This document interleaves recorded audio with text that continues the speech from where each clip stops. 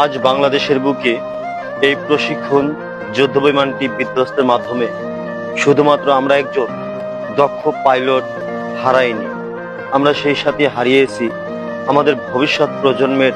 হয়তোবা এদের মধ্যে থেকে বের হতো ইঞ্জিনিয়ার, ডাক্তার, কেউ হয়তোবা সেই বিমান বাহিনীর পোশাকটাও পরতো। কিন্তু এত এত স্বপ্নগুলোকে মাটি করে তারা সবাই চিরনিদ্রায় শুয়ে গেছে মাটির বুকে।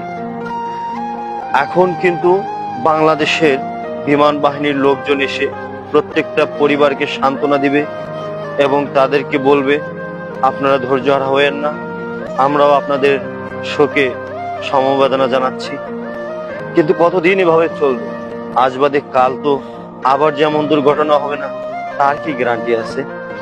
যতদিন পর্যন্ত বাংলাদেশের এই নোংরা রাজনীতি থাকবে, যতদিন পর্যন্ত চলবে বাংলাদেশের বুকে শুধুমাত্র মেরে ধরে টাকা খাওয়ার রাজনীতি, ততদিন পর্যন্ত আজ বাদে কাল আবারও ঘটবে এমন বিধ্বংসী ঘটনা, যা থেকে কোনো মানুষ কখনো রেহাই পাবে না।